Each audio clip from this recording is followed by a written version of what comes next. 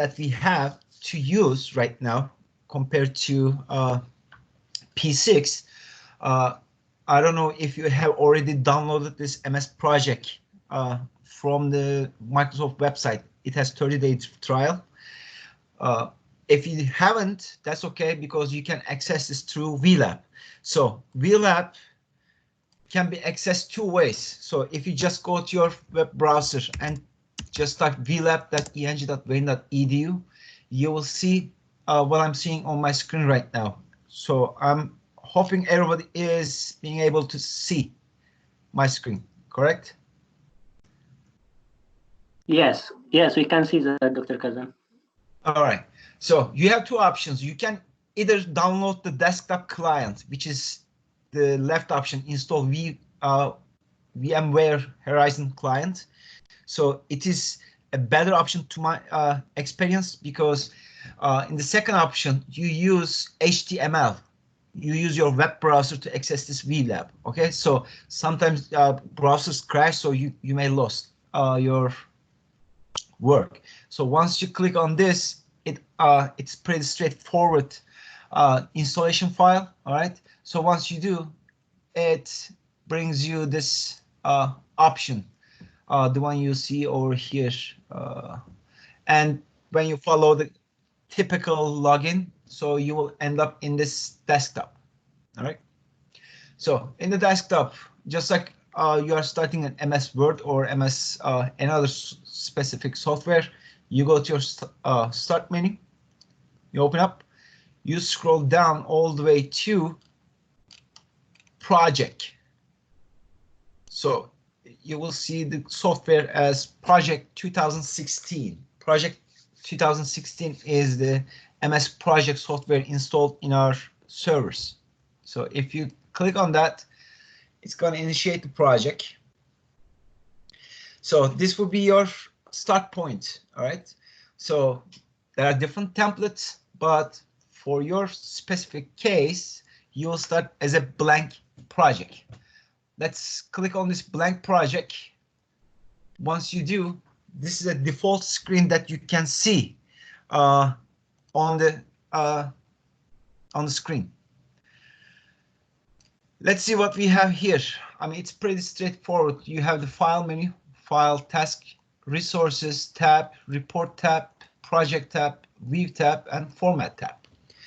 And in the ribbon, they have different commands that you can utilize to create your whole schedule.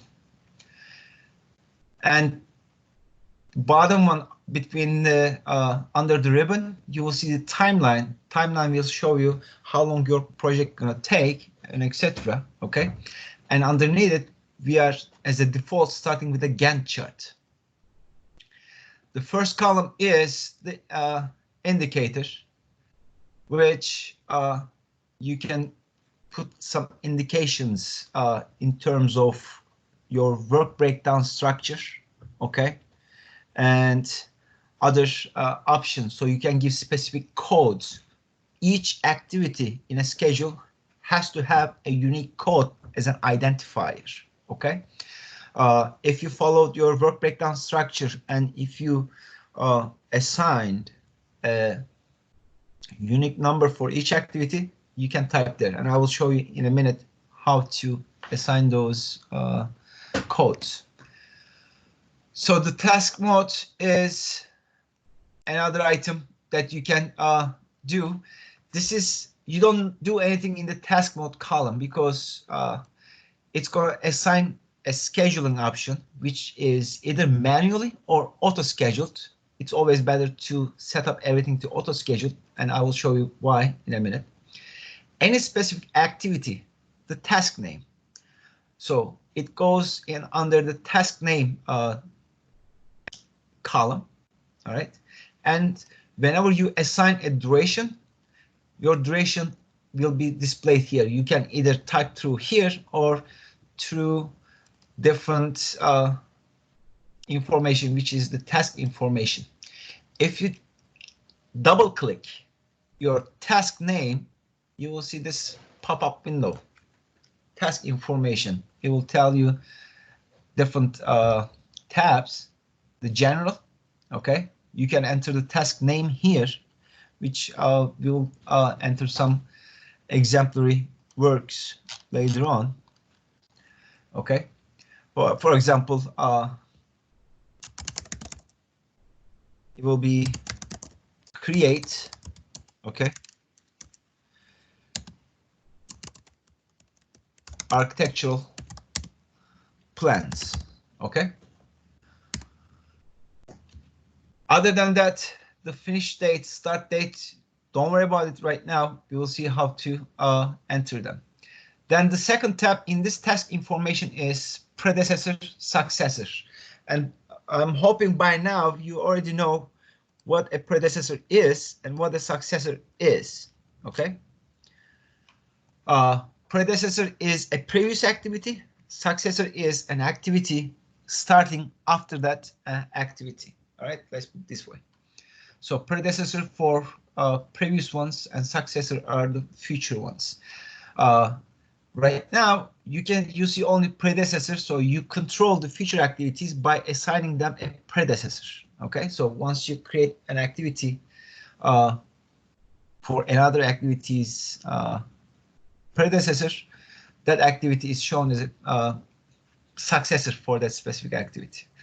The resources tab is if you create a resource loaded schedule, which is not the goal of this exercise. Okay, this is more advanced when we say resources. Your staffing, your equipment can be allocated for each activity, so you can see how you are managing your resources per schedule.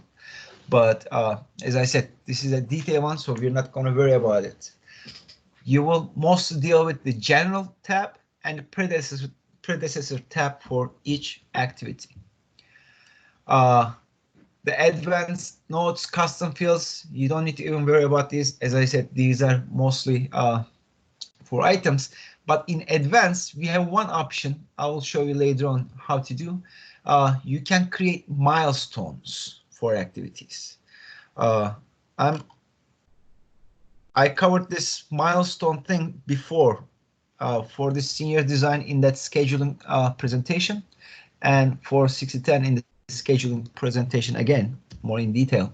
So milestones are activities that has zero duration.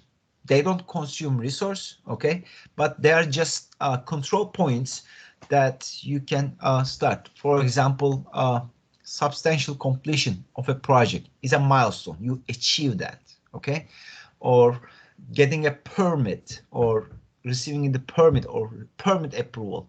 It can be a milestone, okay. So I've seen some schedules with durations assigned to them, but in the scheduling concept or theory, milestones are just control points that you use for controlling your project. Okay, let's put it that way. And most of the time, about 85 to 90% of them, they are zero duration. Okay, and you will see how you can distinguish a regular activity from a milestone activity. All right, so this is the task information of these things, and I will just hit cancel. Okay. Now, what we need to know is when to start this project, because you need to have a start date, right? So basically, if you don't know your start time, for example, right now you are creating a schedule, maybe the project is going to be awarded 2 months, 3 months later, let's say August 1st, okay? So if you go to your project tab from the top menu and click on it, you will see that project information under the properties. Okay. If you click on the project information, you can set up your start date. Okay. So basically, you can identify when will be your start date. For example, I said that this project will start in August 1. All right. So from here, you point out that specific time and mark that, which is a Saturday. Okay.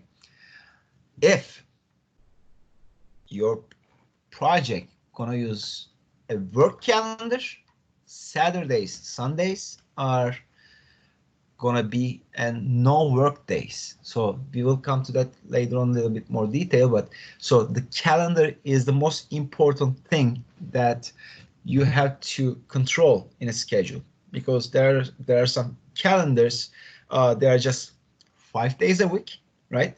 Saturdays and Sundays are off, and also there are some holidays people don't perform. So in order to put all those dates into consideration, you need to have a calendar which marks non-working days.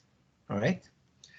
So that's important. So if you are on a work calendar, you can specify as August 3 as your start date. Okay. And the calendar right now is a default set to standard, which is 8-hour work shift. Okay. Monday through Friday, and no work on Saturdays, Sundays, and most of the federal holidays observed in the US are integrated into this calendar. So we will keep it as standard, but I will show you what it means shortly. All right. And you don't need to change the current date because it is the current date that you are working on. So once you do hit OK, okay, as you see, your timeline, the Gantt chart area that right next to that cells has changed, and right now August is shown as that week in that area. Okay, so other days, so start, finish, you don't do anything because all you have to do is just enter a task name and duration. Okay, then based on that duration extended, it will automatically calculate the start and finish based on your calendar. That's when this is important, manual scheduled or auto scheduled. Let's say I will say my first activity is, okay, create architectural plans, right? And as a duration, I will say, okay, 5.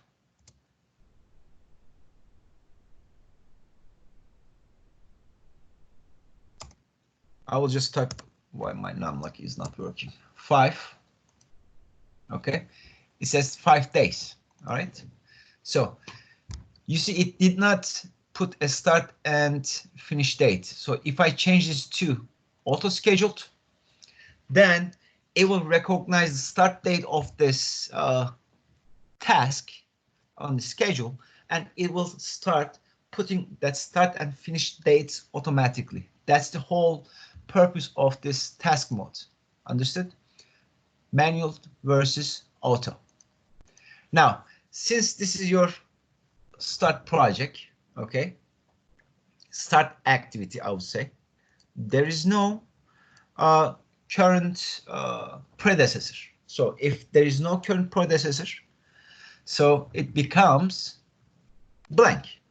Let's add another activity here, saying that submit plans for approval. So this is totally hypothetical, I would say. All right. So once you do that, you can simply hit the enter. I believe there is a lag between my connection and the VLab, but you can simply just put dates as 1. Okay, let's say approval gonna take 2 days. All right. Again, it placed it here. You see on the left, it shows the activity as blue bar, and the green is the submittal approval. And again, the task mode is set for manual. So if you change the auto schedule, it's gonna put. Now, can you start the submit plans for approval without finishing the architectural plans? No, impossible. So first you need to finish this architectural plans, then you will submit this for approvals. So if you double click on this task name, and if you go to predecessor, okay, and under the predecessor, the very first thing, if you click on the task name, just open it, architectural plans will be available because that's only activity is available here. So if you choose that, it's going to recognize its ID, okay, and it's going to assign a default relationship, finish to start, okay.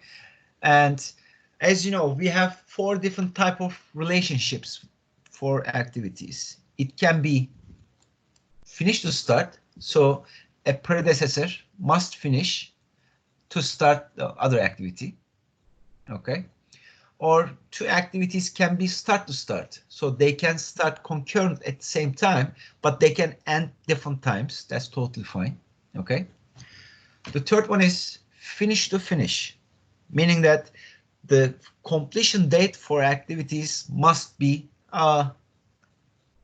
same. For example, the best example of this finish to finish is substantial completion. It's a milestone. All the construction activity must be completed by milestone substantial completion, because substantial completion date is the a date where construction is over and the project is turned over to the owner to be utilized, and when the warranty starts. All right. And one other thing is start to finish. It is, I would say, a weird type of relationship.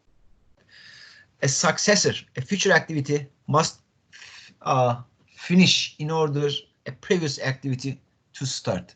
So usually you will never use this. Try to handle all your schedules based on these 3.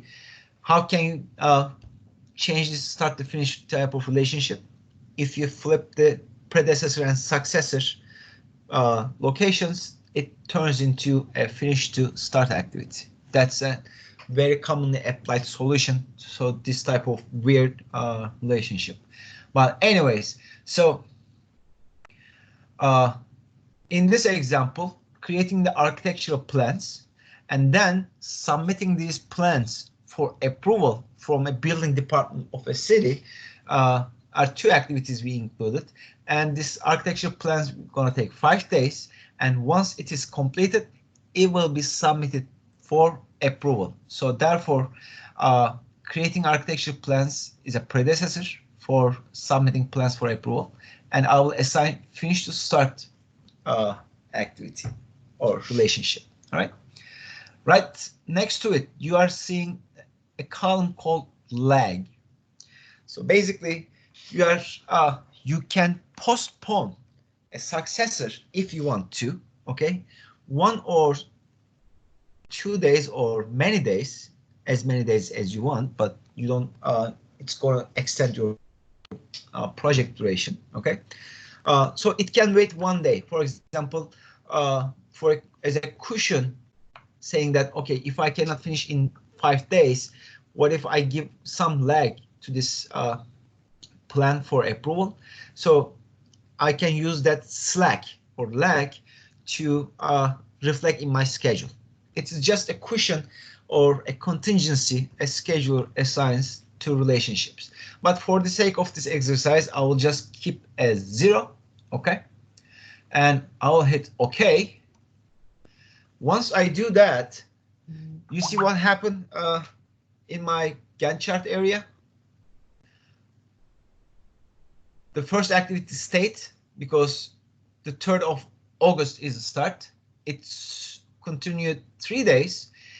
It already gave me 2 slacks, Saturday and Sunday, and it put the start of the second activity into here. This arrow that you see is the is the relationship indicator. All right. So this from the finish to start is shown in a Gantt chart as just like this. Okay.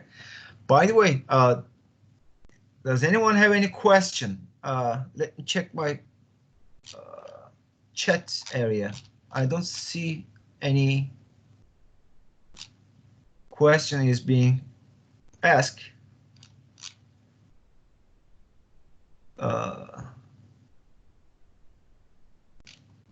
Okay. Okay. Because I'm getting two type of chat notifications. One of them is from the meeting chat and chat. One of them is from the Teams chat. I'm hoping I'm seeing everyone. Just give me a second, please.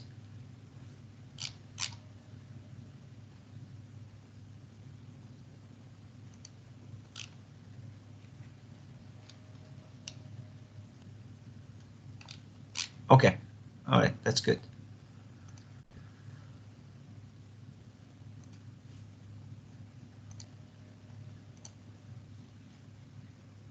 Okay, and I'm hoping everybody is still hearing me.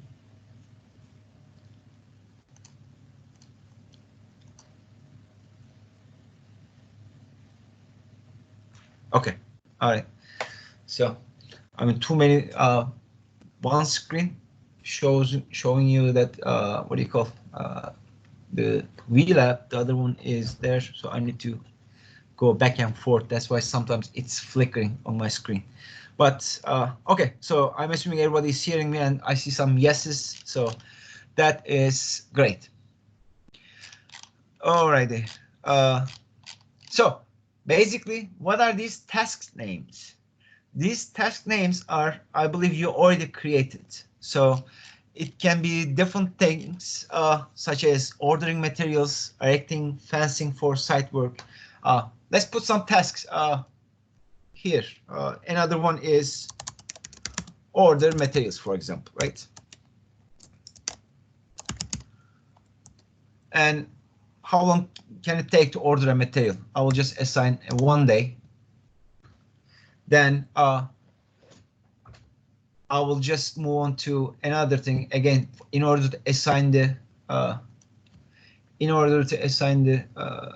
relationship. I will double click on it and I will say, okay, when I create my architectural plans, I can start ordering materials because my plan approval will not prevent me ordering from materials, right? So again, finish to start. I will hit 1, or you can wait 1 day as if half of the approval, you will see that, okay, there is no feedback from the building department, then I can continue with my order. So you can put 1 as a leg and hit OK. You see what happened? Again, this third activity is attached to the first activity, but it is not starting right on the Monday. So it is pushing it 1 day further to start. So you are putting into account that information to be able to ensure, okay? So you cannot put too many slacks because, as I said, it's gonna extend the project duration, which is the last thing that you would want, all right? And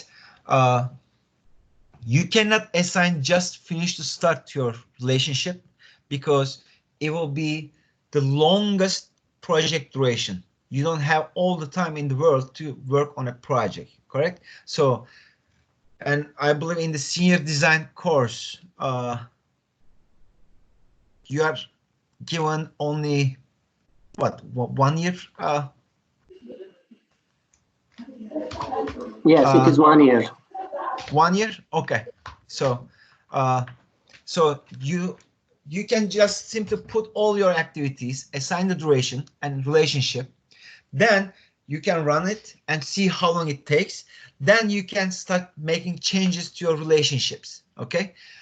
The very first thing I would say, list all your task names. Okay. And your arbitrary duration, because you don't know all the information in the world. For example, you don't know how long it will take to install all the mechanical or electrical or plumbing. So those type of items, you can simply just put one task name as mechanical work. All right, mechanical work 1, 2, 3. Then you can assign a certain duration, which I think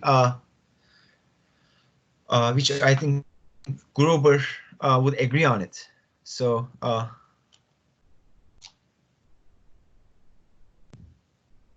Ghassan, what do you mean by not sure if everyone is aware to join this meeting? So we put it there, so it's people's preference to join or not. So that's why we are also recording. If they prefer not to be here, it's up to them. So I'm doing this just because I promised senior design students about this project 2016 tutorial. Okay. How do you figure out the duration? That's a good thing. So durations, if come from the amount of work. For example, let's say you have 100 square feet paint job. Okay, Amanda? And this is the scope of the project. And if you have 2 painters who can paint, let's say 25 square foot of area per day. So now you know that for the 2 carpenters to complete this job, it will take 4 days. The amount of work divided by your productivity of the crew, which you gathered from RS Means book, or you can make an assumption. Okay, so it depends on what is the trade that you are working with. So 100 divided by 25, then that paint job, you can assign a 4-day duration. Okay. So RS Means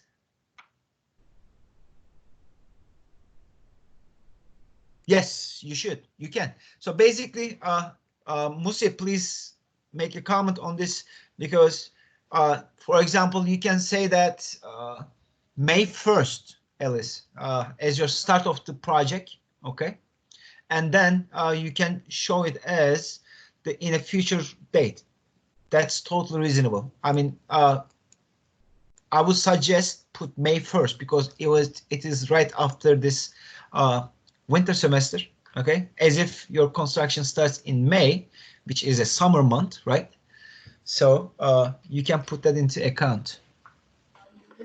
Sorry, Dr. Kazan, I think it's already specified. I guess it's 1st of June as the start of the construction period, according to the assignment that Dr. Yeah, so I think they are aware of that. Okay, so Alice, I think you hear Musi, right? So June 1st. Yep. So yeah. Yep. So basically, June 1st, 2021 will be your constraint.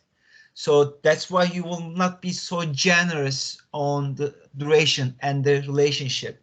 So first, as a draft, put all the tasks, assign the duration, and let it run, and you will see when is the end date.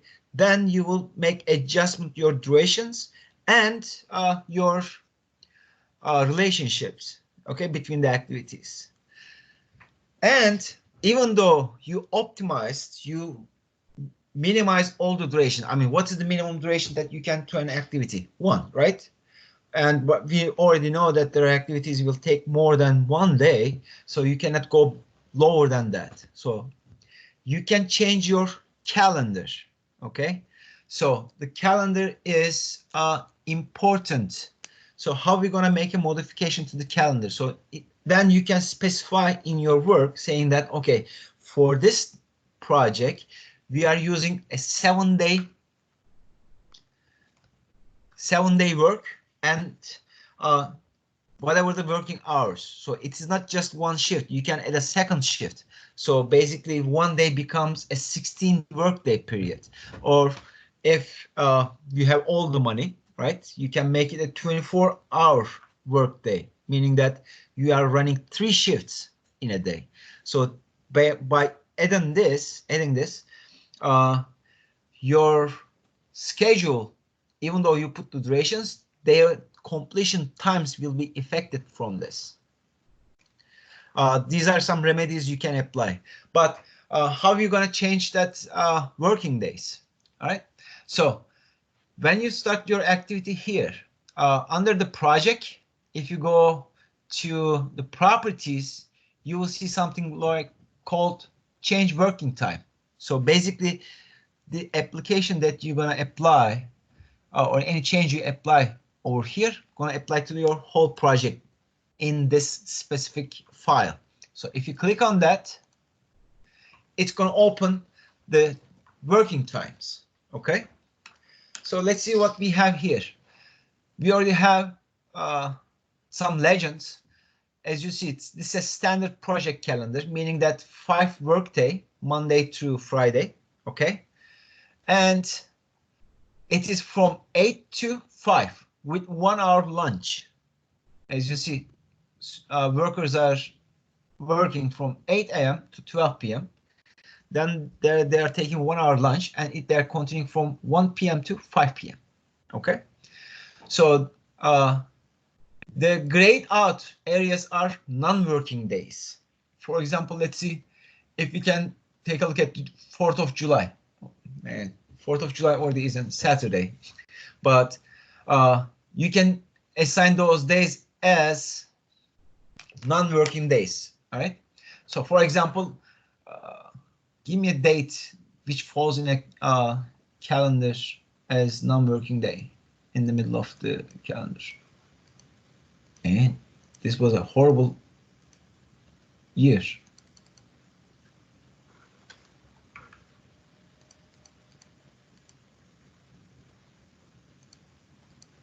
Okay, refresh my memory. When is the Memorial Day, Alice?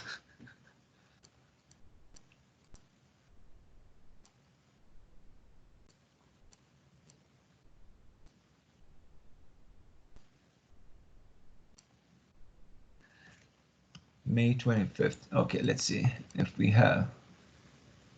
Okay, say, as you see, May 25th. It's a Monday. It's a very good example. So in this standard calendar, it doesn't show as a work day. So basically, you can select this one. Okay. In the exceptions section, you can type Memorial Day. Okay.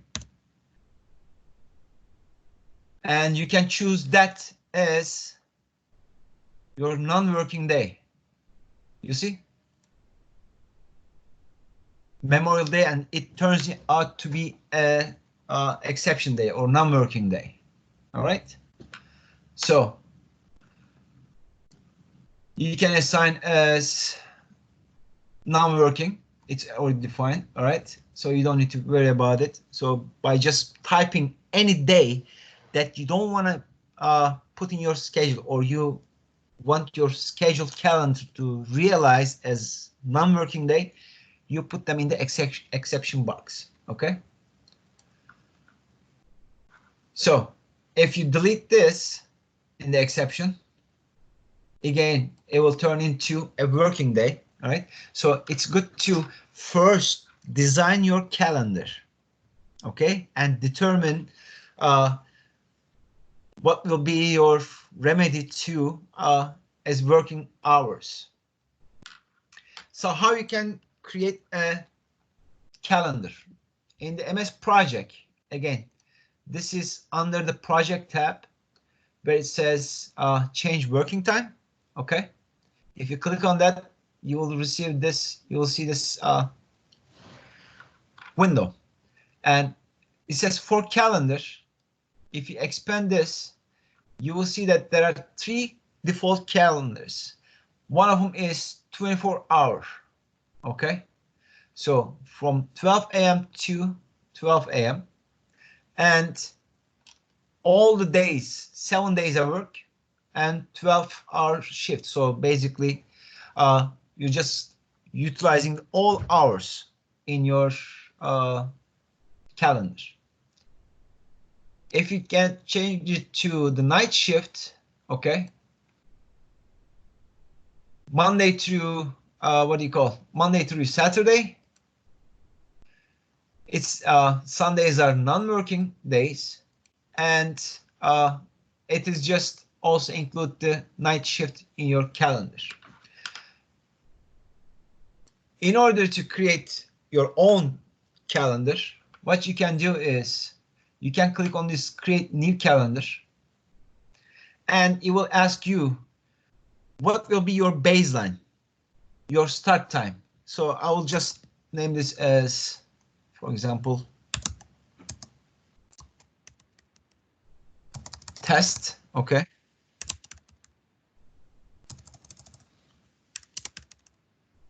Test 1. And I'm going to use my standard as my baseline. When I hit OK, now I can go and change my work days. For example, right now it is 8 to 12, okay, and 1 to 5. I want to put as another shift from, so after 5 o'clock, people start at 5 p.m. to 9 p.m. and 1 hour lunch, and 10 p.m. to 12 or 2 a.m. All right. So how am I going to do this? Under the work weeks, as a default, it's saying that start an 8 a.m. to 12 p.m., 1 p.m. to 5 p.m. So if you click on the work weeks and highlight this, and if you go to details, okay, you can create your own specific working times.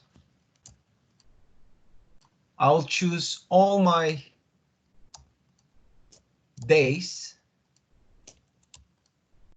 okay, and I will click as specific times. Then I will put what did I say?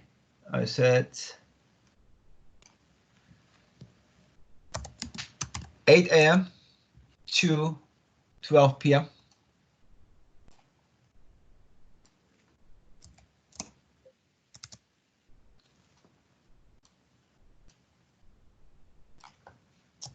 Okay.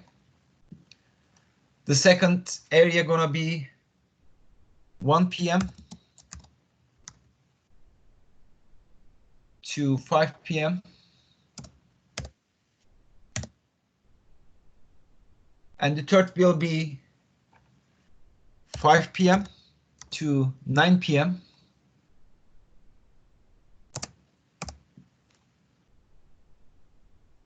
Oops.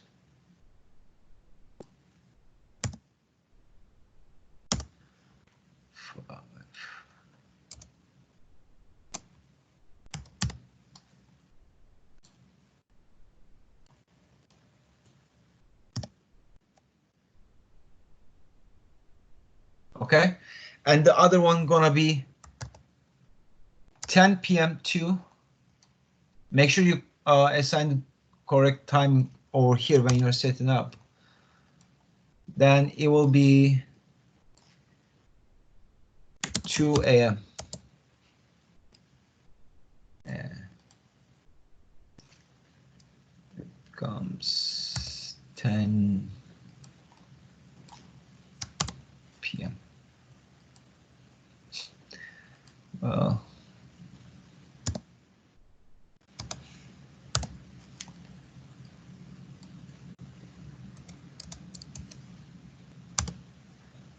okay.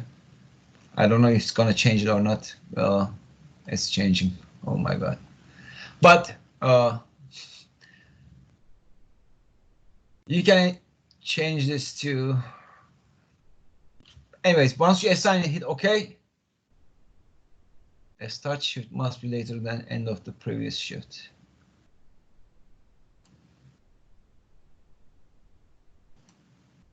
So I will just get rid of this one. If I hit OK. What is it? A start of a shift must be later than the end of previous shift.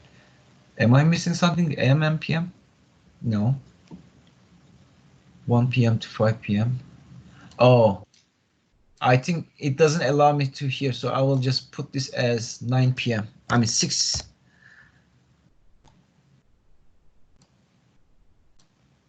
Okay, so it doesn't let me start my third shift as 5 p.m. So lesson learned. All right. So now this test has 12-hour work shift. Okay, 8 a.m. to 12 p.m., 1 p.m. to 5 p.m., then 6 p.m. to 9 p.m. So this is basically how you assign different working times for that. Or you can simply just choose the 24 hours and you can use the default time frame for that specific detail. And once you do hit OK, that will be assigned to your project. Project information. Make sure go to project and choose that test 1 and hit OK. And as you see how it is squeezed in my Gantt chart, now it's not going to that Monday section, but it starts from Monday and it's halfway to Thursday it ends, then the other 2 activities has started. So this has tremendous effect on schedule, the work calendars, non-working days, working days, and the number of shifts, the number of working hours. Okay, it is important to assign to. Now we have the text and etc. in the schedule. All right. What if we have different phases? Building 1, building 2, or you can say that let's say this is the planning phase, right? So if you click on your first row and click on the insert task, it's going to insert a new task wherever you click and above that. Let's say I will name this task as planning. Okay, I'm not going to assign a duration. I will just hit planning here. So basically, this is going to help me to generate different headings. So I can assign what is considered as planning as my subtask. For example, creating architectural plans, submitting plans for approval, and ordering materials. I will choose all these 3, okay, and I will indent them towards right. So right click on it, you will see that indent task. So if I do, you see what happened? Now planning became an subheading, which includes different tasks under it, and planning will take 7 days, but the subtasks are shown here, and it is in the Gantt chart. The display has changed. This bracket that you see is showing the planning phase, and the more the sub activities that you assign, the bigger that bracket gonna show in your Gantt chart. Okay, are we clear so far? Any questions? I don't want to just carry it out and let you out cold out there.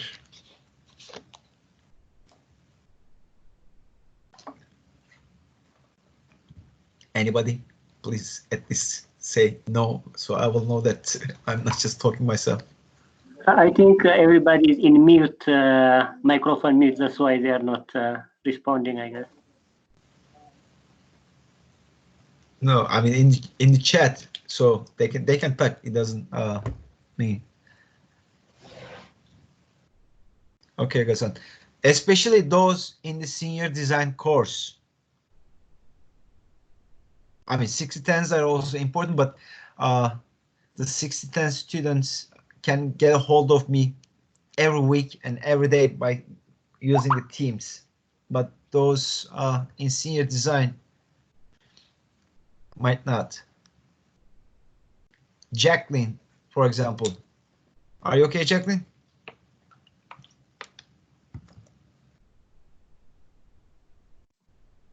On the online version of Microsoft Teams, there's not a chat option, but yes, I'm set up to this point. Okay. Okay, so you are following. All right. Who else from senior design? Let me see that invitation I sent. So send items. We have 3 of them, Dr. Kazan: Elise, Jacqueline, and Joe Salinas. Okay, so either the others did not get the memo, or they are comfortable, so I'm not going to worry about them. So, and we are recording, so that's the only solution. Is Samhar here? She's not, right? She is not, yes. Okay. Okay.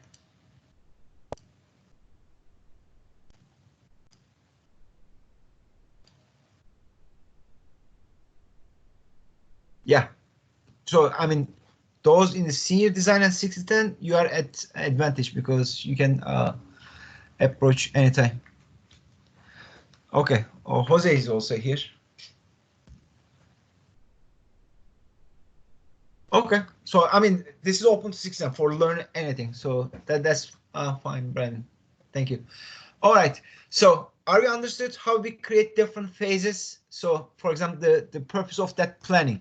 For example, if you have 2 phases of project, level 1, level 2, level 3, right? First, you can schedule, okay, first I'm going to start from the top.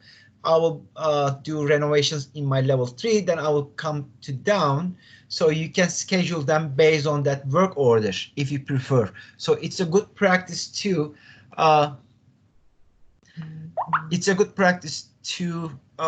arrange these phases. For example, let's say we have a different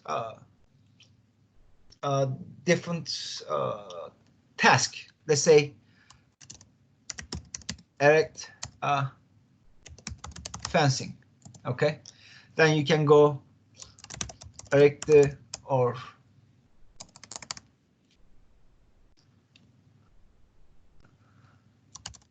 install trailers.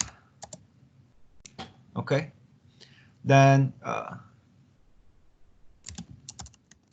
prepare temporary utilities. Okay,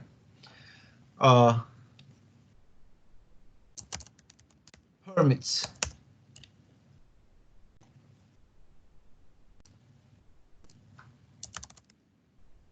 Get the permits. All right. This permit is not for plan approval, but construction permit. Okay.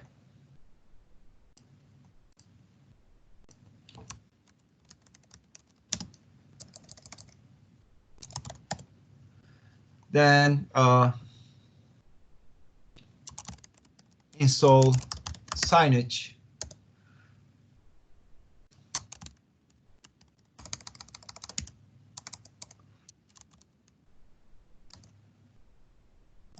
Let's say these are the other things. So what type of activities are these? We can say insert task, and I can name this as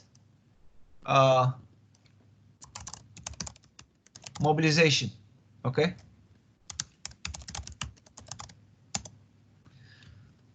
And I can put these as my subtasks. Okay. Now, in order to do installation of the temporary fencing,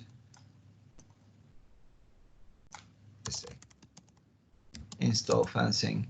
There can be different things. What else? Tell me some activities. Install silt fences, for example. Okay, so each activity must be start with a verb.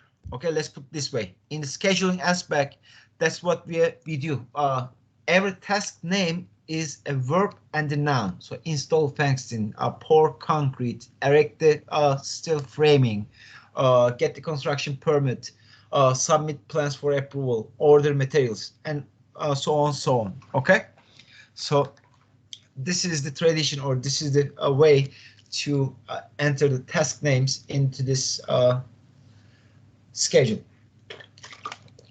Now, how can we start this mobilization? First, we need to be able to submit for the permit, right? So we will say double click on the get the construction permit. Now, what will be a predecessor for this? If I take a look at my planning phase, completion of submitting approvals will be the way to get these permits, because unless their plans are approved, you cannot submit any document without approved plans.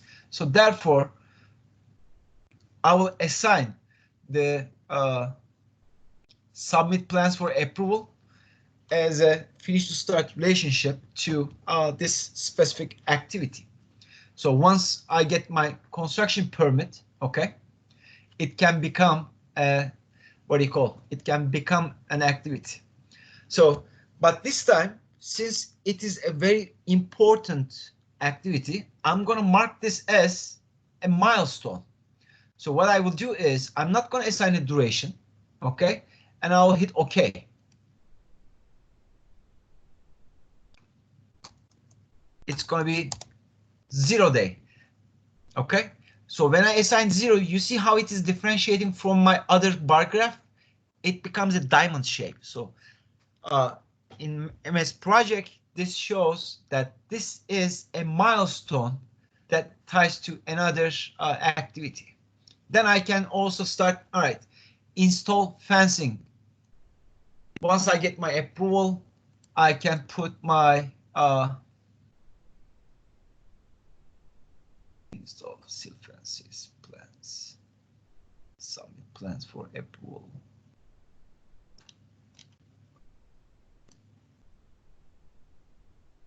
Let me see, number 9.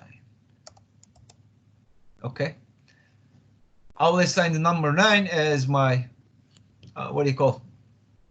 predecessor.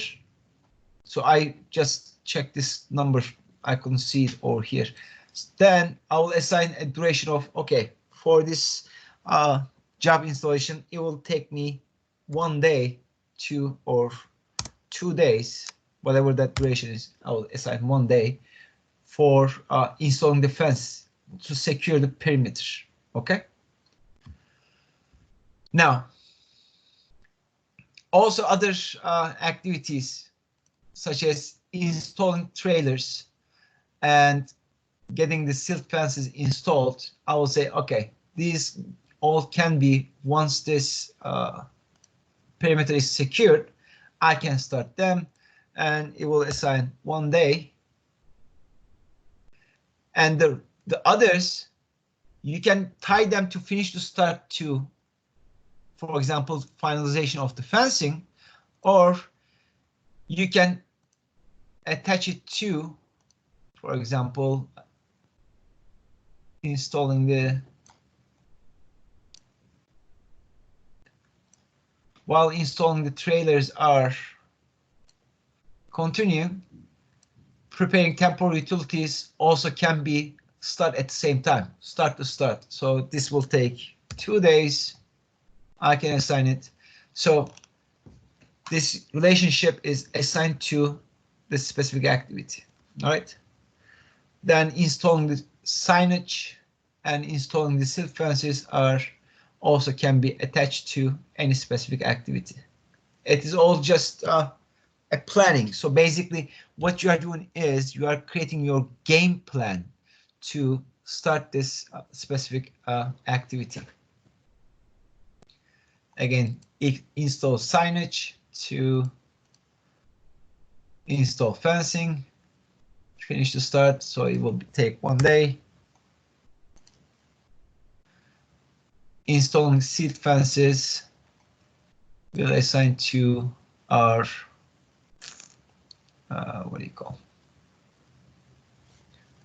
let's say I'm going to just type it as 9. Okay, so it can be shown. So one milestone or one activity have more than one predecessor with different relationship. Let's put it this way. I believe this is not indented, so we're gonna right click, we'll click on this, it will become, as you see, based on these tasks, we now know that our mobilization gonna take 3 days. But there is one issue here. You see, as if mobilization is a subtask of planning, it is indented. So if that's the case, we will just right click, go here. We can correct that because mobilization is not part of a planning. So planning takes 7 days.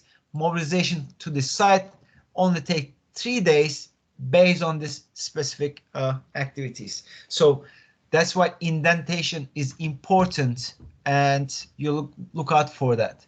So then you can just go and click them as auto scheduled. So everything is being controlled by MS project. Okay. So all the start and end dates can tell us how long it's taking and what's taking longer. So our project start on the August 3rd, 2020. And right now, based on this, we can say, okay, it will take 8th of August to complete our mobilization from planning all the way to this point. All right. So being able to create the calendar is very important, as you see. And then dividing your project into different phases, just like your work breakdown structure. I don't know, we covered this in detail, how you can approach this as work breakdown structure. That's why it is important.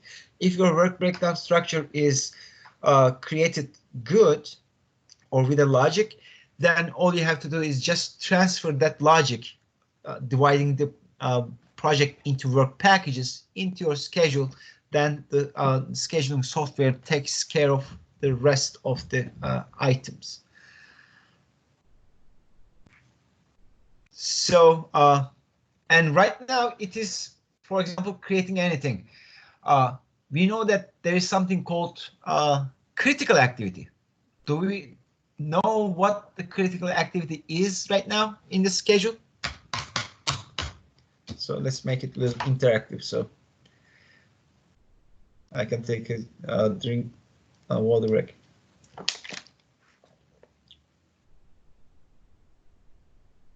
The sound of silence. All right. So no, we don't have anything, because if it was, if it was a critical activity, it would differentiate a color wise from the rest of the other activities.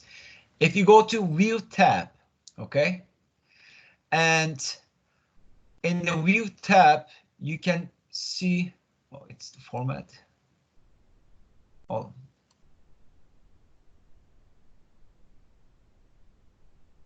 Where is the checkbox? The project, the view, task.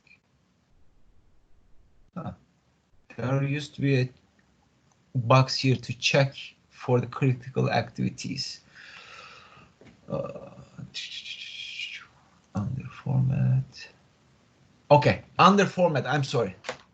Under format tab, you will see critical tasks, the bar styles. If you check this critical tasks, it's going to display your critical activities up until this point based on assigned durations and assigned calendar. So the ones is shown with the red are critically important, meaning that any delay on this specific activities, such as if you are late on creating an architectural plan, that means that your project gonna take longer to finish, okay? And non-critical activities are shown as the blue color, so you can change different color variations by clicking this Gantt chart or bar chart thing. So any color that you prefer or easy for you to read, you can assign different colors, okay? Let's make it a little bit more identifiable than the others. All right. Okay, so under format, clicking the critical task gonna display you your critical activities. So you will see, in order to shorten the project duration, all I have to do is now I can reduce this project duration by 1 day if I go and reduce this duration to 4. Then it's going to take 1 day less in my project.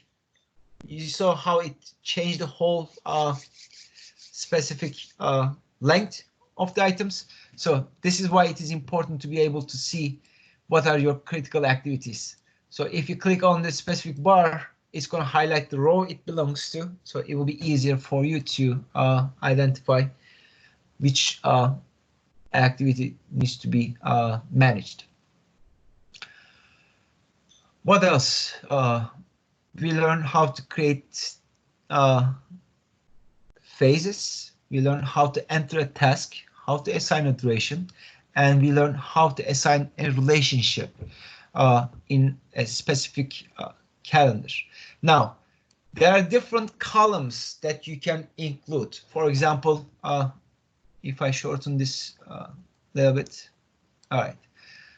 Resource name, predecessors, successors, start and finish. For example, if you don't want to show this, you can hide it. And if you want to add a column, you can simply just click on insert column. And then whatever you want to display as in that column. For example, you want to see how much slack has been assigned into different schedules or schedule activities. So you can scroll down all the way to Slack. Okay. So based on this, we have the luxury for 1 day for installing signage, and we also have 2 days of Slack luxury of delaying these activities. And ordering materials, we have the 3 days cushion to order the materials. So basically, these are non-critical activities. You have some cushion. You don't need to complete them on time. So it gives you some flexibility to work on those activities or extend them or delay them. However, you don't have all the time in your hand again to delay it, even if there's a slack. These slack activities, for example, installing a silt fence for 2 days. After 2 days, once you finish your slack, it may turn into critical activity. That's why it is important to watch out for those slacks as well. Okay, and there are other items that you can create. Actual start date, actual work date. All these are schedule related variables, I would say. Okay, I'm not going to go each one and one of them, but earned value management analysis, you can assign that as long as you assign your cost to this schedule.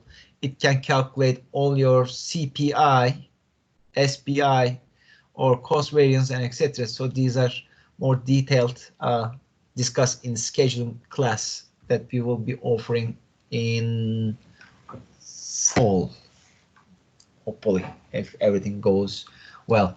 And early finish and early start, these are the boxes in scheduling concept. I remember when you create a network diagram, early start, early finish, late start, late finish, and all this can be determined through this column allocation, estimated completion, estimated time to complete, and etc. Okay. So I'm not going to add another value, but whatever you want to display. So for senior design students, okay, just take a note. Make sure in your schedules you display your critical activities, okay, and make sure you display the slack for those activities. So I don't know how. If someone comes and tells you what type of assumptions you made when you create this schedule, you can talk about your calendar, working hours, relationships, okay? And if they ask you what is the total duration, you can, I believe you can get that information from project information.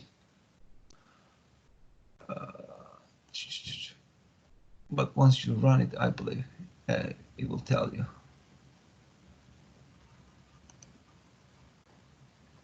It can show you total duration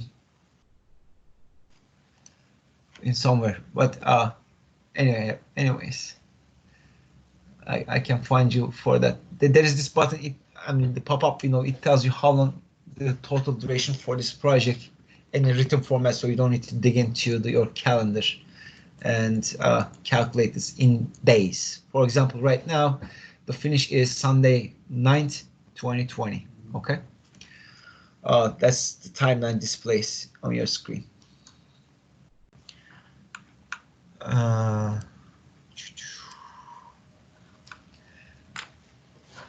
I believe we have one example. Let me see.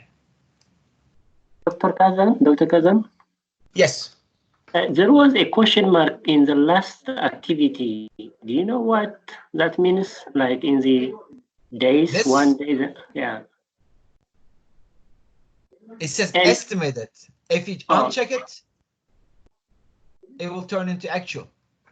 Okay. And another thing is, it will be also good if you can show them where they can see the network, like in boxes. Oh. Rather than in. Okay. I see. So the network box. Okay. So what you're seeing here is the Gantt chart. So in the Excel sheet and the bar graph. But if you want to change your view to a different diagram, such as network diagram, if you click the view and under the task views, if you click on the network diagram, it will change into boxes. You can zoom in and zoom out to this by using your mouse wheel and pressing the control. Okay. As you see, all the relationships are shown. The boxes are there, and this is the milestone. Again, it is in the what do you call? It is in the diamond shape, and the rest of the network will be here. So this will be a challenge to display all the network in one page. In the previous years, I believe people were printing these, architectural D-size papers. Architectural D-size is 24 by 36, if I am not mistaken. So, but you have to do some, zoom in and out type of thing in order to be able to display the whole project on your screen. You can export the network as its own PDF. Good question. If you go to File, I see that export option. Okay. Create PDF. You may print it as a PDF. I would say that would be the best way to do that. I think this export would be in a different file format. It shows that XPS. I don't think it's just a PDF by itself, but if you go to print and choose your what do you call Adobe PDF as a printer and change the type to architectural D. Okay.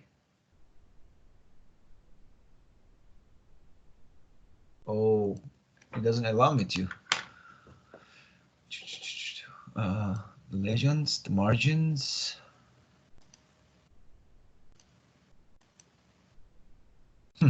Maybe it's not installed on my computer.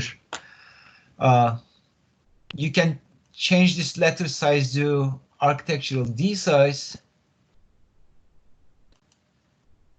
But I don't know. It shouldn't be that hard. Then it will change this page to a bigger size, then it would allow you to print in a PDF architectural D size.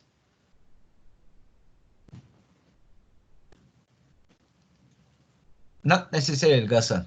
As you see, we are printing on an 8.5 by 11. It creates 5 different pages. Okay, so you don't need to resize anything, zoom in and out. All right, so even though your paper size is different, it will it's going to allow you. If you can see that you can fit everything in one page, but it will be something like this. So you will do this fit to page size in an ADA, in the architectural D size paper. All right.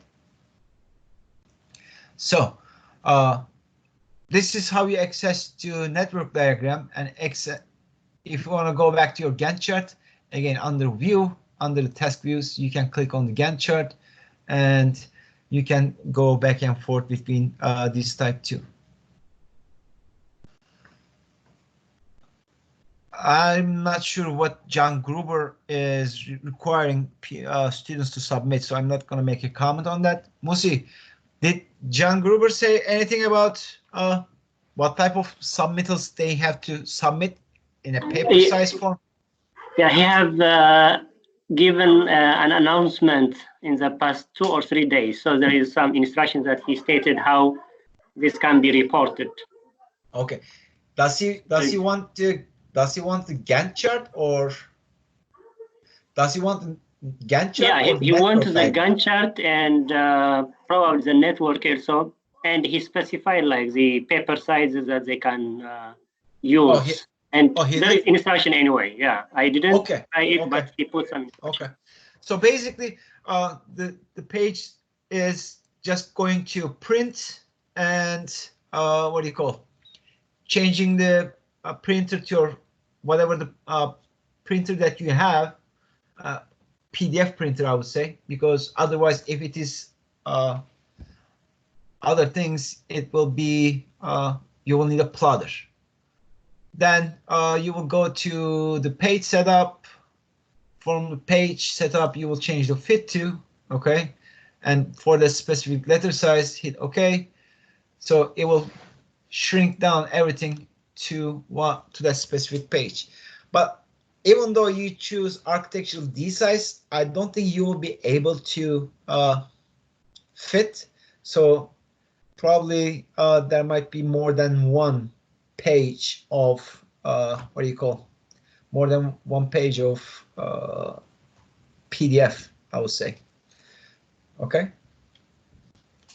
For the 6:10, please use A3 size, 11 by 17 page size. All right. So it can be visible for your project, because you guys are required to create like what I said, 50 activities. So so you can use the same thing for that specific printout. Musi, did John Gruber mention anything about number of activities as a minimum?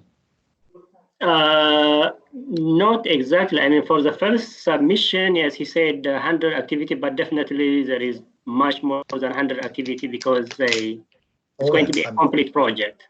Yeah. So for example, whatever is going to be done in the project, it's going to be an activity. So okay, that will be taken. Yeah. For example, before they will have demolition or site preparation, right? Yes. So you can put it as an item. Then you can see demo structure, demo structure A, for example, or 1, or whatever the demolition is necessary there, and assign a duration of 5, or whatever the demolition you think is going to be enough for this. So you can separate this with demolition phase, okay? And you can tie this to, for example, of all the temporary utilities and roadways are installed. You can tie this, and then you can start your project. Then another activity is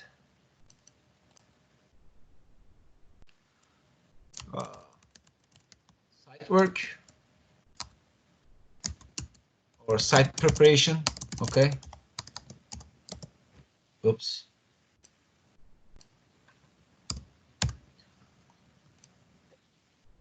I don't know why it is not accepting my site work. I was typing to the wrong place. I'm sorry. Okay. And under this site work, you can specify different things like excavation. Okay. Excavate for foundation, form work. Then you can say, you know, site utilities, tapping into main lines, prepare for drainage, prepare for electrical connection. Then you can say, okay, pour the foundation. You can wait for concrete to cure for a couple days. Then you can move on with the other tasks that you're planning to do. Okay. So this can become another indentation. Let's say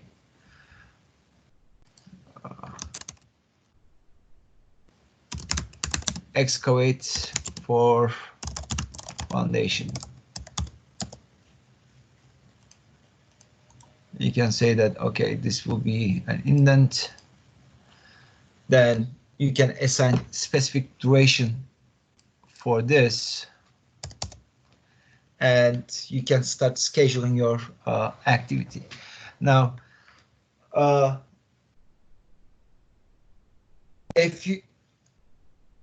more the activities that you have, the merrier, because it's going to be more accurate scheduling. So you can assign schedule complete and etc.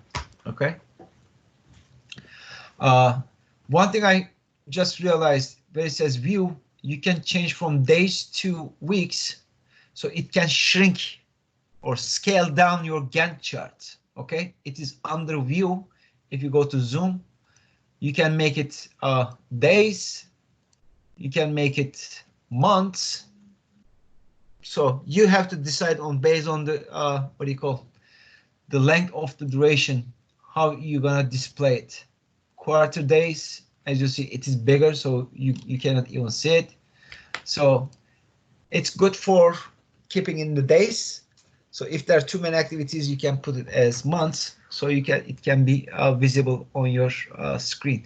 So it is pretty easy once you get a sense of how to enter the task names, assign the duration and the relationships. Then the software by itself is taking care of it. And by now, I'm hoping everybody already has all these task names, because the first two assignments, was that the two assignments, Musi? The work breakdown structure and the estimating, right? Yeah, whatever they were doing was like they were laying down all the activities. So by now they have the estimation and all the activities are, they're familiar with it. Yeah.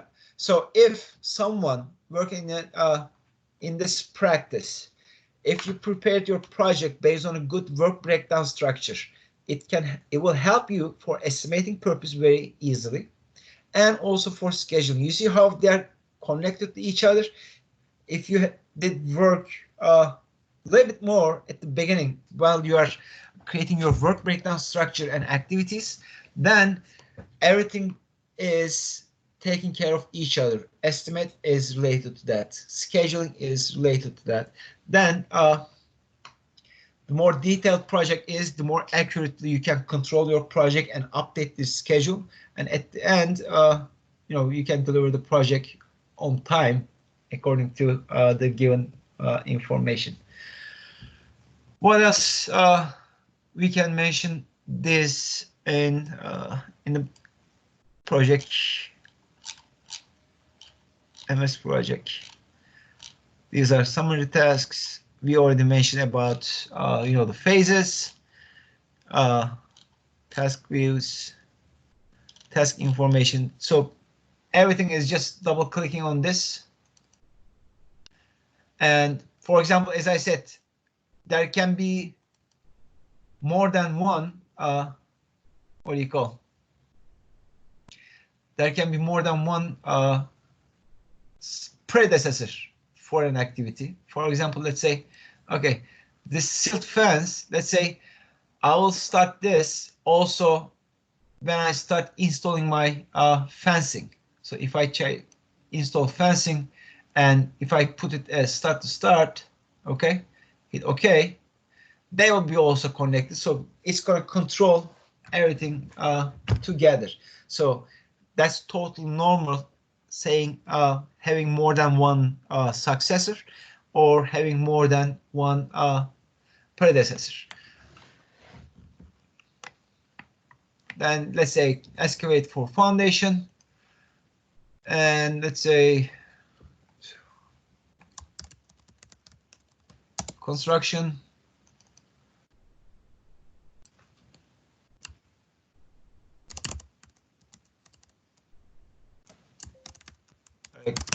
Still framing, okay.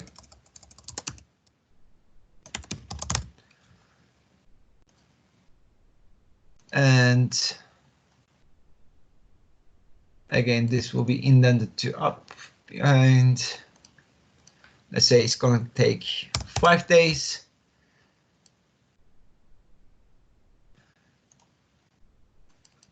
And this is totally hypothetical, so I will just attach to this finishing of excavation, which is the 15. And it will be tied to that, right? And let's say, I will say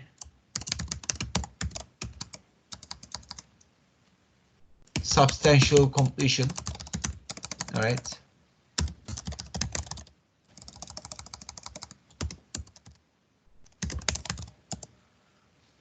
And you remember I mentioned you that you can create a milestone with just the 0 duration, so it's going to recognize itself. You can assign some certain activities with what do you call, assigning a duration. Let's say substantial completion activities, which is punch list items and etc., going to take 2 days, and you can mark it as a milestone. Hit OK. Then, even though it has duration assigned, it's going to display it as a milestone activity. Okay, but it's going to put that into account during your scheduling, practice. Okay, so that 2 days will be. Yes, Ghassan, you can only set predecessors. Then it will become another indent phase. Okay. We will say, so make sure everything that pin is marked as auto scheduled, okay? Otherwise, it's not going to put into account that is created. So this substantial completion has a predecessor of, what do you call, number 17.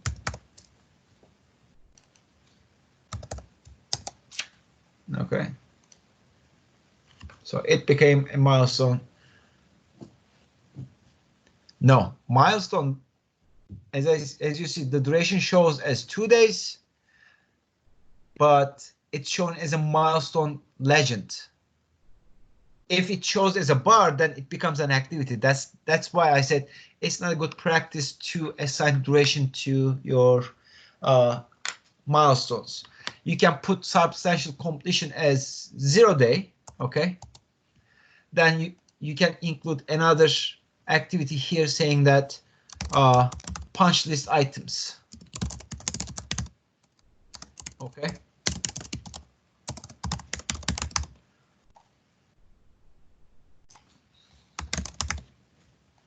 And you can assign that specific activity as 1, and you can assign what do you call, 18 as to this.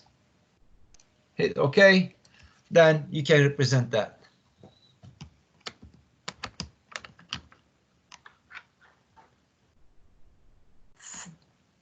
So for schedule analysis, you will have to go into file details to find out why. If you take a look at this column over here, you will see that what are the durations are. So even though it shows you as milestone, you can see that whatever that milestone has as duration or not. Okay. So Oh, I didn't assign this. So demo will be based on, let's say, this activity, and excavation will be right after demo has completed and your temporary utilities are completed. And if I put it as auto-scheduled, this is what my current schedule turned into as tied to each other, okay? So if you see any specific activity is lingering around, so you can make sure that it has an assigned predecessor and the duration, okay? And make sure this task mode is set to auto schedule, because unless you set it automatically scheduled, it is not gonna assign any start and finish dates, so therefore they will be behind, okay? So this is something to look out for in the schedule. For example, I have these shown.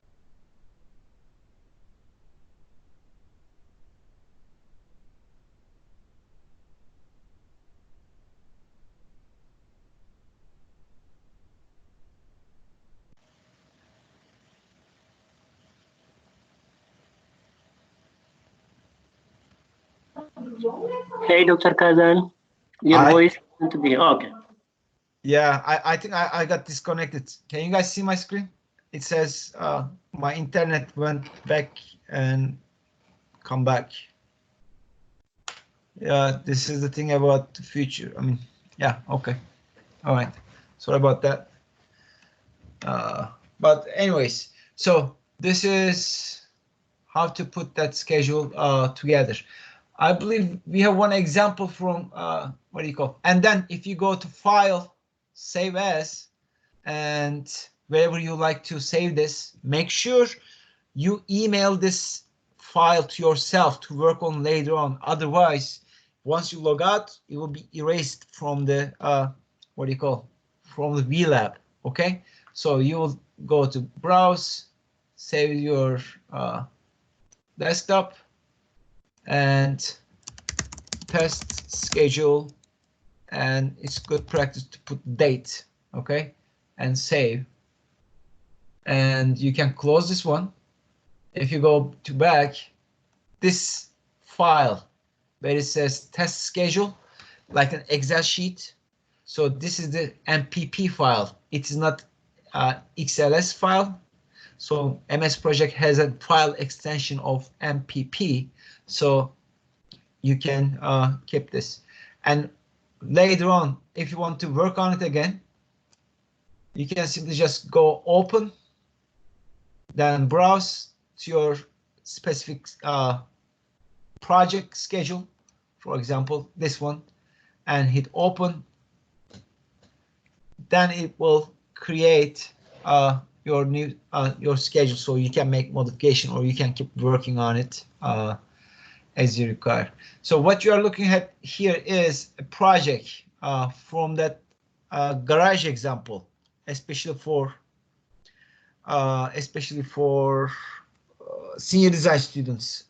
I believe Musi show you for how that garage example was created.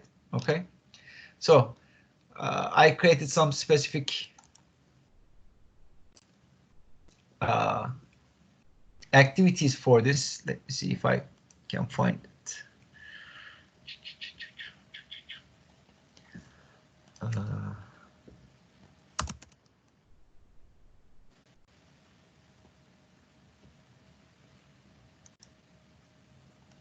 File location.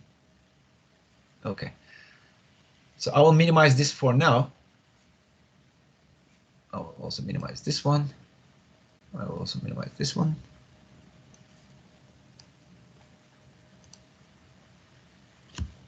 Okay. Okay, so this is some activities I created for the garage example. Acquire design documents and plan approvals, get quotes, order materials, project kickoff meeting, outline. So these are some very brief but well-known activity types. Okay, erect the forms, place reinforcements, pour concrete, install sill plates. So based on whatever the scope in that specific project, you can identify. And lastly, it goes to final inspection and permit close. So Musi went ahead and created the schedule and updated the schedule, I would say. Okay, we have been using this for a long time, and assigned the durations 1 day mostly, or since this is a small garage example. Okay,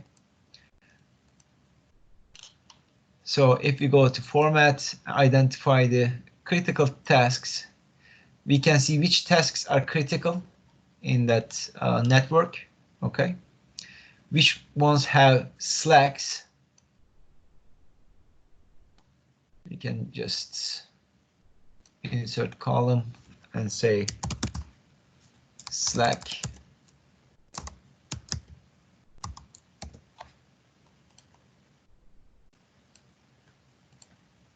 Oh, there is nothing called slack. I'll just hide column. I'll go hide column.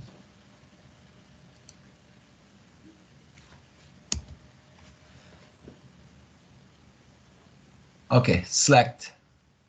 So if I choose that or start slack, I don't know why it is not assigning here.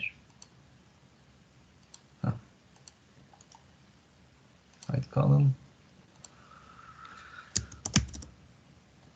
Okay, start slack. All right, so it was just a string value, that's why. So this is gonna display what are the activities are non-critical, and those non-critical ones, how much luxury you have for specific task to complete or delay. All right, so for example, staking and outlining the construction area has 10 days, so you can late in 10 days based on the logic assigned to this specific project. Okay, and if you change this to a different, as you see, nothing has changed, but if I change this to, for example, instead of 7 days to 10 days, everything will change. Your finished duration will also change. The whole project will be pushed. And again, whatever that specific, it is based on standards. So if I change it to a, let's say, I'm gonna make my workers work 24 hours, all right? So if I apply this, you see how it changed from, it just finishes in about 10 days or so. Okay, so it starts with January 24th, and it's ending in February 6th. So basically, I just finish my whole project way ahead of schedule and way in a short time period. But again, this must be reasonable. Why? Because it doesn't happen like a finger of snapping the finger. So you need to put money to this project in order to assign resources. So that's why during the estimating phase, you should decide on how many crews are working for labor hours, right?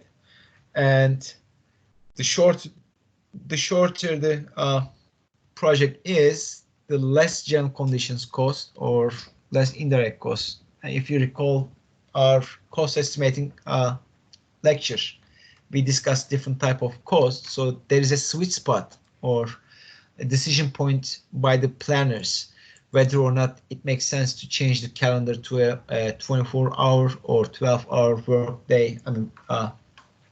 Workday calendar. There are some exceptions. For example, if an owner like MDOT, right, tells you that, okay, I need this highway open very short time of period. if you can finish this project within, let's say, in a month, which you plan to finish in 6 months, and says, I will pay you an incentive such as, let's say, $1 million. Okay, so you do your calculations, and it's $1 million free money out there. So you assign more resource to the project to meet that incentivized date. Then once you finish, you make money. So on top of what you already proposed, you are getting incentivized from the owner.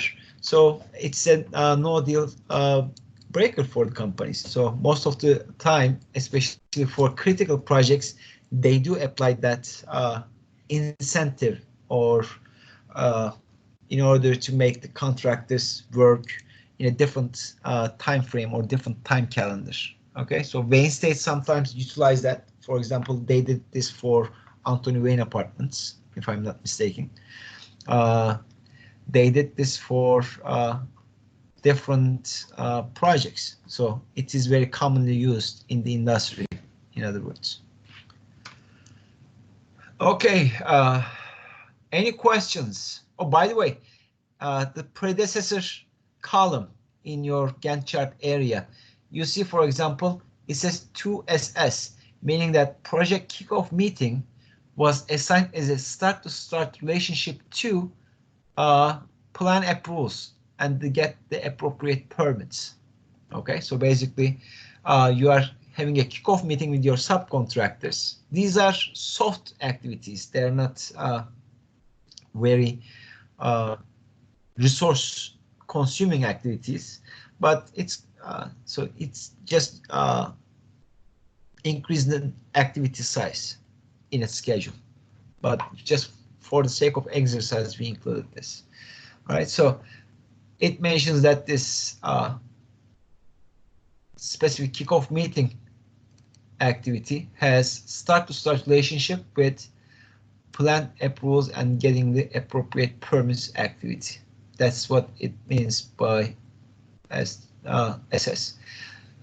If there are no any other indication otherwise indicated, these are all finish to start activities. Okay, so therefore, as I say, the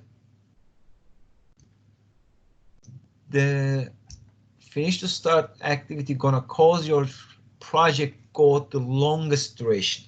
Okay, so please try to avoid. I mean, it's the most commonly used relationship, but if you can do concurrent activities, please assign them. So it's gonna shorten your duration. So it's not gonna give you a false positive critical activity, meaning that maybe due to that just a relationship assignment, an activity may become critical. So if you change it to a start to start, it may become non-critical. So keep that in mind. And also another thing, not all the activities, none of the activities will become critical. So there should be some non-critical activities on your network. Any questions?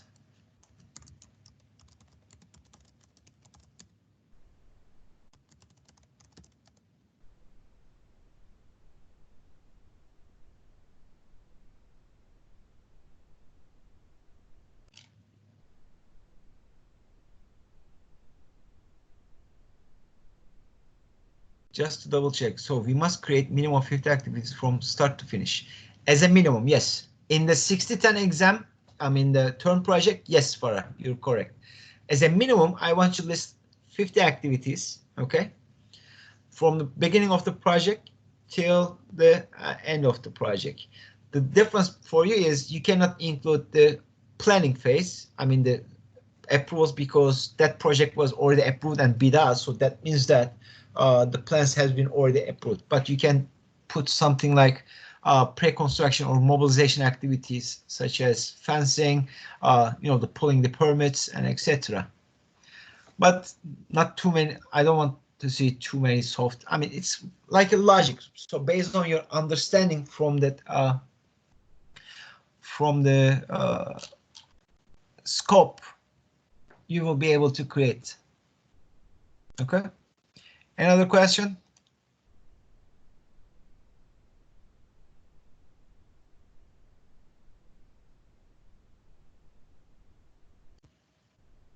So one thing I forgot to mention. Okay. For example, a constraint. A constraint is 16 exams. You will receive them back maybe tomorrow because I got busy during this time, so preparing for this and the other duties. So you will see them. I'm gonna put a rubric so for each part, true, false, and whatever the other sections are. So constraint. So basically, sometimes there are some must start dates that you can assign to specific activities. For example, acquiring this design document plans. So how you can click on that. So if we double click on it and go to advanced, okay. Under the advanced tab, you will see something called constraint type. Right now, it says start no later than. But if you expand this, you can say must finish, must start. So there are some directed dates from the owner to the contractors. For example, they say you must finish this project by before the fall semester starts at Wayne State University. Then you have to put that specific activity in your schedule. Then the too many constraints the more stringent your flexibility is, and the more critical activities will become in your schedule. Okay, so these are important things. I don't know if John Gruber told you, for example, a must. Oh yeah, you guys mentioned that they said there is a must complete date, right? So for example, I will say, okay, this is final completion. Okay, you can assign it like this, and I'll double click on it. And I will go to advanced. I will say that this is a milestone. I will assign 0. Or why it's not making active?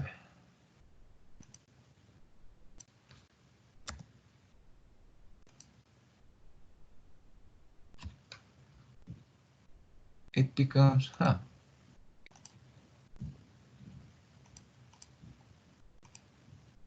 1 day. Okay, 1 day. Okay. Once you auto schedule it, you can go and say, okay, must finish on, okay? And you can say, choose the date. Let's say, based on this, I will say February 6th of 2020.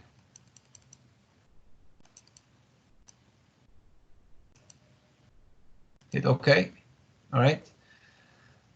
So it is constrained. As you see, the indicator, it shows whether or not a constraint assigned to this activity or not. Then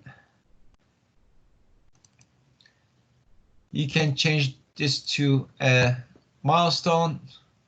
Then you can tie your activities to this. So its predecessor going to be number 34. Okay. Continue. You see, when I assign a constraint, more activities became critical. Where did they go? Oops. I lost my network diagram. Okay, right here. So this is what happens when you are working with smaller activities. Okay, so the constraints are important. Something, especially for senior design students, put a constraint as the last activity must complete. So you will not go beyond that specific date that imposed to you by your instructor, John Gruber.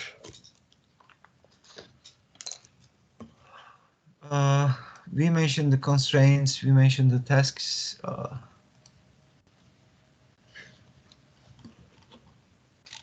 I think this is about it. I mean, for the senior design scheduling and the 610 scheduling, there are different things you can do, assigning resources and etc. But as I said, there are more advanced stuff to work on, and we have a dedicated course.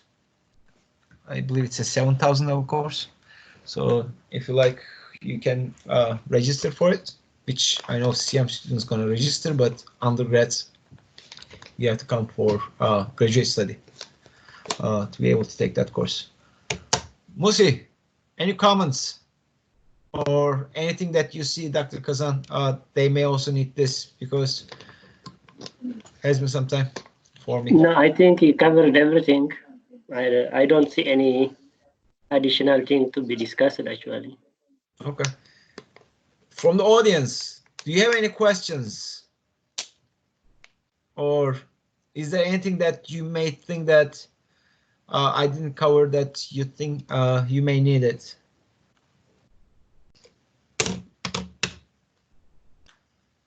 Yes, no, maybe.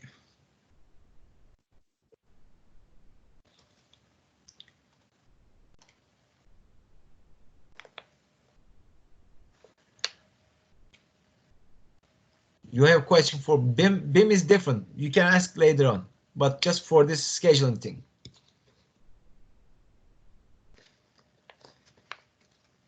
When you say explaining in that written document report, you're gonna list out all the assumptions that you are using.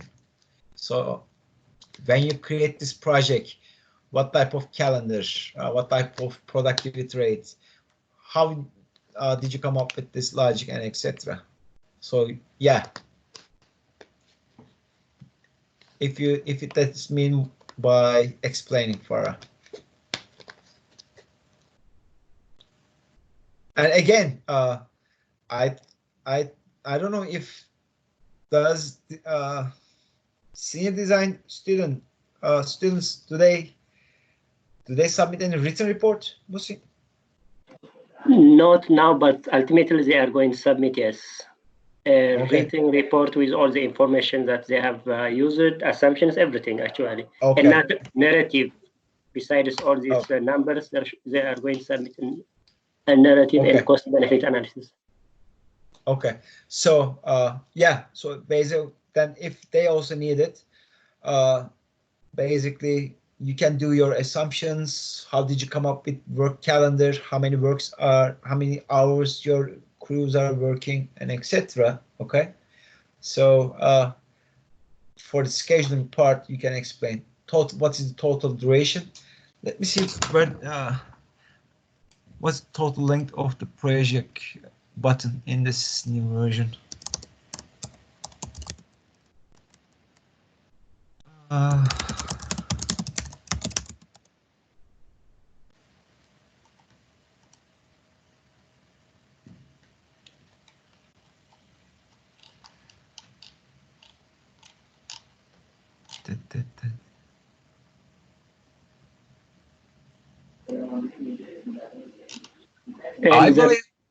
I believe the best way to do this is if you insert a task, okay, and you assign a name as my project, all right, and if you choose all these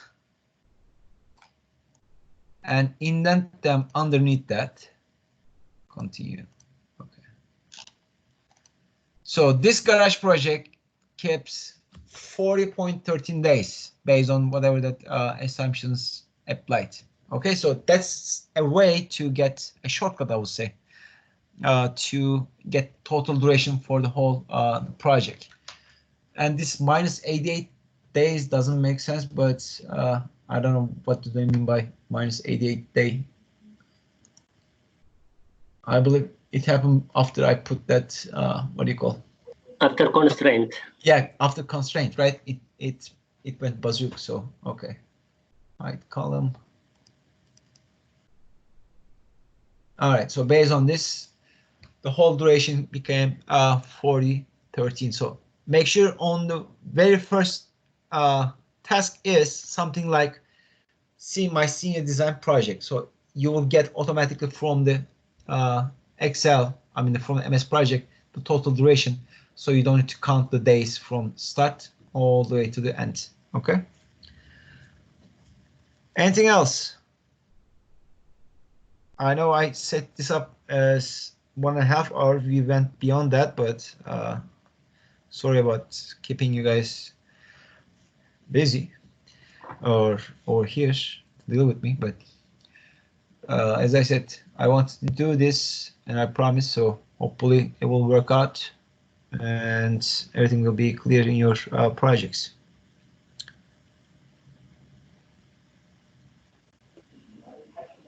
And Ghassan, I don't know how he's going to share it, but it's very important that the recording of this is. Oh, yes.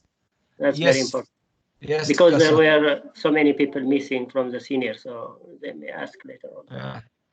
And I don't know why, but as I said, I delivered my promise. Okay.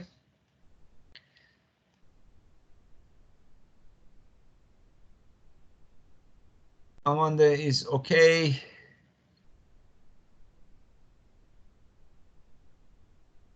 Amane is here. Zika was here. They were listening. Ghassan is here. Alice is here. I don't see the rest, whoever is here, but so basically we have 9 people, something like that. All right. Then I'm logging off. I will end this recording. Dr. Kazan, just make sure Ghassan is going to handle that video thing. I mean the recording. Ghassan, you hear Musi, so.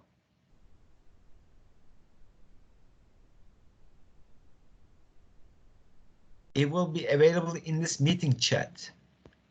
So in the system, we cannot just extract that video. By the way, I was not able to see even the chat, just like Jacqueline said earlier, it's the same thing. I don't know why, but I was not able to see the messages, the chats. In order to see that, Musi, if you click on activity, probably it would bring you there. If not, I don't know if there is. Oh, you know where? In your bottom of your screen, you see where that hang up button is?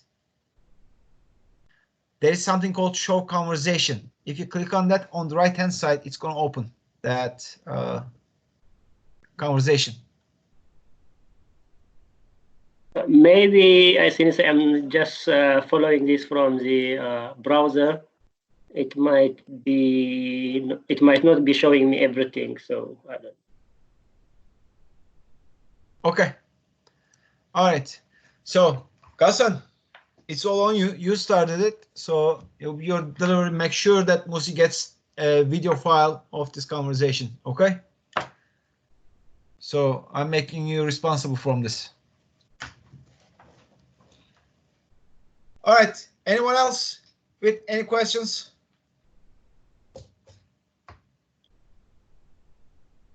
Apparently not. Thank you so much. I will see you whenever I see you. Be safe, be healthy. Okay. Those who are in my 6880, I will see you at 5:30 tomorrow. just the same way that we did it, okay?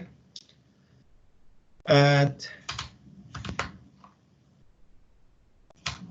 for those 6 to 10 students, I will see you on Thursday. And Musi, if from those students in the, what do you call, from senior design, if they have any questions, then you are the point of contact from at this point, okay? Okay. So you also, I refresh your memory, so, all right? All right. All right. What did he say about the exams? Who? Me, Amanda? Yes, your 610 exams. Wait till Monday. All right. So you will receive that. Too many things going on. This thing, BIM thing, assignments, and etc. So there's, I would say 5 people left in that class. So once I finish them, everything will be posted. All right. And I need to find a way to create a rubric. So the thing is, I'm going to create question by question. So from you will see which question you miss point, which question you get full point, and etc. So that's only feedback tool I can use. That's the other hold up on that. I need to set up the canvas for rubric. All right. Thank you so much. Have a good evening. Enjoy your rest of the day, this gloomy Sunday evening. All right.